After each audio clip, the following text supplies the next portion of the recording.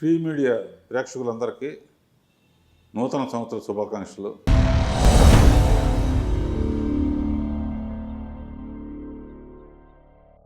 So ఇప్పుడు మనం మీకు హీరోయిన్స్ విషయంకి వచ్చింది కాబట్టి మీకు కొన్ని ఫ్రూట్స్ ఉన్నాయి కదా సార్, ఏ ఫ్రూట్ని ఎవరితో పోలుస్తారు సార్? ఏది షైనీగా అందంగా ఉంటుందో అదైతే బాగుంటుందని పెట్టడం తప్ప. Okay okay. ఇప్పుడు యాపిల్ ఉందనుకోండి సార్, యాపిల్ ఉందనుకో చాలా తోటలు ఏంటంటే అమ్మాయిని చూస్తే యాపిల్ కొరిగితే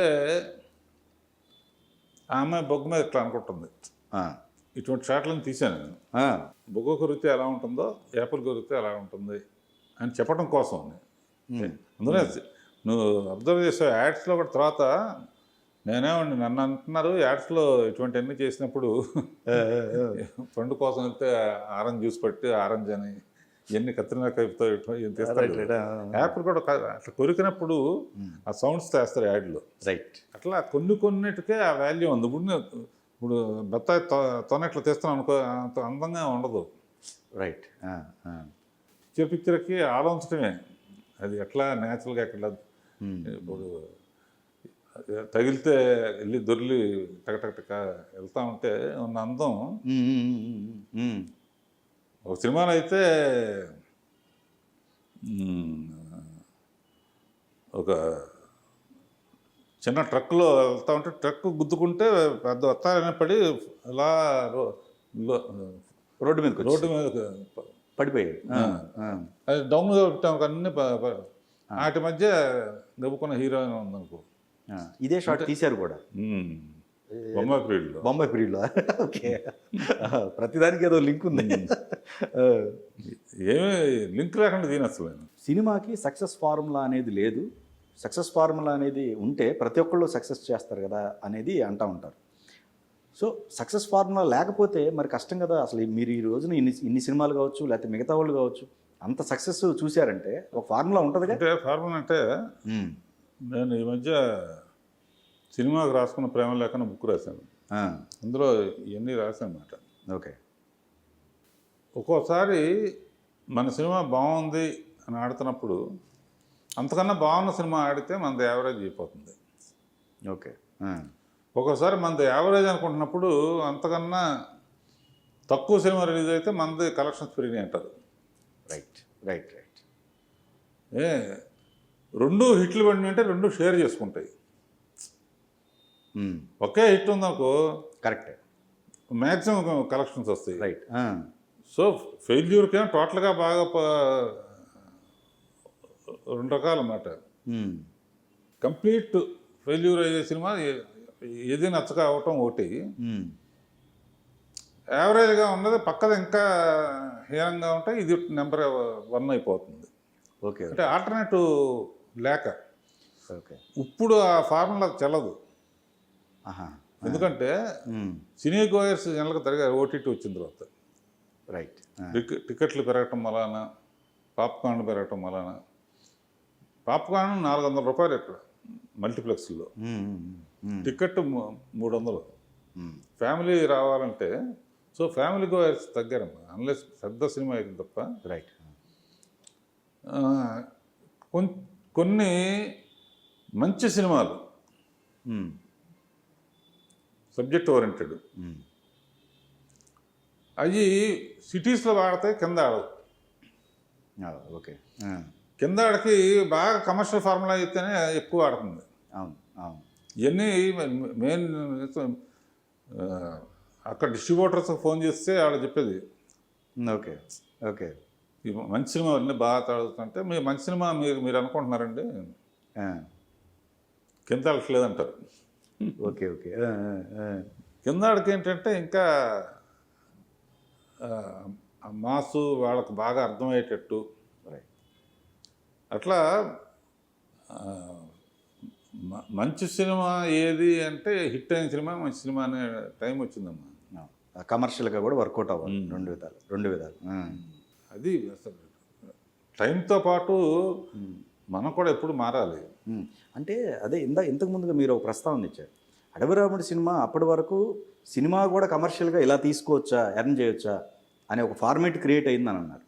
సో ఆ ఒక ఫార్ములా బేసే కదా ఉండదంటారా అని నా ఉద్దేశం. ఏదైనా సినిమా సక్సెస్లో ఖచ్చితంగా అందరి సమిష్టి కృషి ఉంటుంది. స్టార్డమ్ ఉన్న హీరోకి ఫార్ములా ఏదైనా పర్వాలేదమ్మా. ఆహా, ఓకే ఓకే. ఫార్ములా ఉమ్, ఉమ్. అదే అడిగినప్పుడు ఒక చిన్న హీరో తీసాను కొంత ఆడదుగా. నిజమే. ప్రపంచంలోనే ఉమ్, మన ఇండియాలోనే అనుకుంటాం మనం ఉమ్, లెక్క తీసుకుంటే ఉమ్. జేమ్స్ బాండ్ అంటే సీన్ కాంట్రీ వాళ్ళే. అలా ఈ చిన్న 16 ఏళ్ళ వయసు ఆ రోజుల్లో ఏంటంటే 16 ఏళ్ళ వయసు ఇవి కూడా ఎంత ఆడినా కూడా చంద్రమోహన్ ఎన్టీఆర్ ఆవిడగా అవును అవును. పెళ్లి సందడి సంవత్సరం ఆడింది. ఉమ్, శ్రీకాంత్ చిరంజీవి ఆవిడగా. Right right. సో దానికి కూడా ఒక లెక్క ఉందన్నమాట. శ్రీకాంత్కి ఎంత పెట్టి తీస్తేనే వస్తుంది, ఓకే ఓకే. ఉమ్, ఉమ్, చిరంజీవి ఇంతవరకు కూడా పెట్టచ్చు. ఉమ్, ఉమ్. సో ఫార్ములాలో ఇన్ని రకాలు ఉన్నాయి.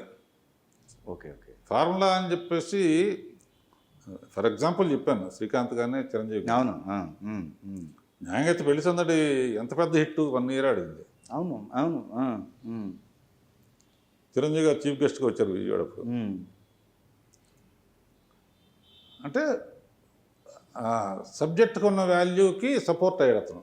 Right right right. ఎంటర్టైన్మెంట్ కానీ పాటలు కానీ ఇవి కానీ అందరూ కొత్త వాళ్ళే కదా. అప్పటికి శ్రీకాంత్ బిగినింగ్, రవళి కొత్త, దీప్తి పట్నాగర్ ఎవరో తెలియదు, అవును అవును. పెద్ద స్టార్డమ్ లేదు. మ్యూజిక్ అండ్ ఫార్ములా, ఆ పంచెస్, ఆ జోక్స్, కాఫీలు తాగారా, టిఫిన్లు తిన్నారా. అవునవును. సో ఫార్ములా అనేది అందుకనే నేను ఎప్పుడు హీరో ఉన్నప్పుడు 50% మనం ఆలోచిస్తే చాలు. Okay okay. మిగతా ఆయన ఆయన తీసుకెళ్ళిపోతాడు. ఓకే. హీరోయిజం తక్కువ ఉన్న వాళ్ళకి 100% కన్నా ఎక్కువ మనం ఆలోచించాలి. దర్శకుడు ఉండాలి. దర్శకుడు మ్యాటర్ కూడా ఎంటర్టైన్మెంట్. Okay okay okay. అదే చాలా హై లెవెల్ థాట్ ఉన్న సినిమా అనుకో, ఆడియన్స్ అది సరదాగా చూడటానికి వస్తారు. కానీ 2-3 సినిమాలు, త్రిశూలం చాలా ఇప్పటికీ నాకు చాలా ఇష్టమైన సినిమా. చాలా మంచి అప్రిసియేషన్ వచ్చింది సినిమా. Okay okay. మ్యూజిక్ అద్భుతం. ఓకే. మొత్తం ఆంధ్ర అంతా ఫెయిల్ అయింది, వైజాగ్లో మటుకు 100 రోజులు ఆడింది. ఓకే. దొరికితే దొరుకుతుంది చూడు. చూశాను సార్, చూశాను. కృష్ణరాజు గారిది నాకు చాలా ఇష్టం సినిమా. ఓకే. అందులో టెస్ట్ చేద్దాం, ఇది నార్త్ ఇండియా వాళ్ళకైతే వైజాగ్ లిటరసీ ఎక్కువ కదా, అందుకని నేను సొంతంగా తీస్తాను అయ్యే కదమని. ఓకే. రాజేష్ గారు నా సినిమా తీక ముందు చూసి నా జీవితంలో ఇలాంటి సినిమా చేస్తానని అనుకోలేదు నేను, అంత గొప్ప సినిమా ఇది. ఓకే అని చెప్పి ఎప్పుడూ సుఖంగా ఉండే సుఖపురుషుడు అనిపించే రాజేష్ ఖన్నా పూడిపల్లి అనే చిన్న విలేజ్లో చిన్న ఇంటి మీద ఉండి 30 days ఉండి పనిచేశాడు. ఓకే. అక్కడ కూడా ఫెయిల్ అయింది. Okay okay. మనం మేధస్సుకు పనిపెట్టకూడదు, మన ఫార్ములా. ఓకే. హృదయానికి పనిపెట్టాలి. Okay okay okay. ఒక దృశ్యం చూస్తే హృదయానికి టచ్ అవ్వాలి తప్ప ఇది ఎలా తీశారు, ఎంత ఆలోచన ఉందా. బికాజ్ ఇది పుస్తకం అయితే పేజీ వెనక తిప్పి చదువుకోవచ్చు. సో నేను జీవితంలో నేర్చుకుంది ఏంటంటే మంచి చాలా స్ట్రాంగ్ థాట్ ఉన్నది అనేది మనం ఎక్కువ ఆడియన్స్ మీద రుద్దకూడదు. హీరోయిన్స్ విషయంలో కూడా బాపు గారు కానీ ఇట్లా మీరు చూపించేటప్పుడు వాళ్ళకి ఏమన్నా చిన్న చిన్న లోపాలు ఉన్నా కానీ కెమెరాలో అవి కనపడకుండా వాళ్ళని ఎంతో అందంగా చూపిస్తారనే పేరుంది మీకు. నేను ఎప్పుడు నా వేళ మాట్లాడలేదు కదా, మన వజ్రోత్సవం జరుగుతున్నప్పుడు ఒక చిన్న ఇట్లా గెట్ టుగెదర్ లాగా ఉన్నప్పుడు చిన్న డైరెక్టర్స్ కొంతమంది, రాజమౌళి అని వాళ్ళందరూ, నాగబాబు అందరూ చిట్ చాట్ చేస్తూ ఉంటే రికార్డ్ చేసామన్నమాట. తర్వాత అది బయటకు వచ్చింది కాదు. ఓకే. రాజమౌళి అడిగామాట, అంటే మేము హీరోయిన్స్ అందంగా చూపించాలని ట్రై చేస్తాం, కానీ మీరు చూసిన అందంగా కారణం ఏంటంటే అందరూ కలిసి కరెక్ట్గా చెప్పండి అని. నేను సరదాగా ఏమన్నా అంటే హీరోయిన్ రాగానే మొహం ఇంకా చూడనయ్యా నేను. ఏ సార్? హీరోయిన్ రాగానే మొహం ఇంకా చూడను అంటే ముందు నవ్వించడానికి. Okay okay. వాళ్ళ మైనస్లు ఏంటో అసలు ముందు ఎవరో పూర్తిగా అందంగా ఉంటారమ్మా. రైట్. ఒకళ్ళ కళ్ళు బాగుంటాయి, ఒకళ్ళకి నవ్వు బాగుంటుంది, ఒకళ్ళకి ముక్కు పూర్తిగా అందం ఉండేవాళ్ళు ఎవరు ఉండరు. మైనస్లు అవాయిడ్ చేసి తీయటమే. నడుము షేప్ బాగుంది అనుకో, అందరికీ నడుము ఇట్లా ఉంటే కొంతమంది కడవలాగా ఉంటుంది. అందుకనే వెన్నెలమ్మ గోదావరిలో శ్రీదేవితో కడవతో పోలిస్తూ ఉంటుంది పాట. ఓకే ఓకే బిగినింగ్ కడవ ఇలా ఊగుతూ ఉంటే ఈ అమ్మాయి నడుము ఇలా ఊగుతూ ఉంటుంది. అవునండి, అవును ఆ షాట్ అవును. సో ఏ ఏ ఏ పోర్షన్ అందంగా ఉందో అది ఎక్కువ చూపించాలి, కళ్ళు అందంగా అంటే కళ్ళతో ఎక్స్ప్రెషన్ ఎక్కువ చూపించాలి అనేది ఫార్ములా. అది మైనస్లు కవర్ చేయటమే మిగతా దీనికి వాళ్ళకి నువ్వు దృష్టిలో పెట్టుకో, ఎవరో పూర్తిగా అందంగా ఉంటుంది. ఓకే ఓకే ఓకే ఎక్కడో మైనస్ ఉంటుంది. ఫస్ట్ ఐడెంటిఫై చేయాలి. మైనస్లు కవర్ చేయటం హీరోలకు కానీ వీళ్ళకి కానీ మైనస్లు కవర్ చేయటమే మెయిన్ పని దర్శకుడికి.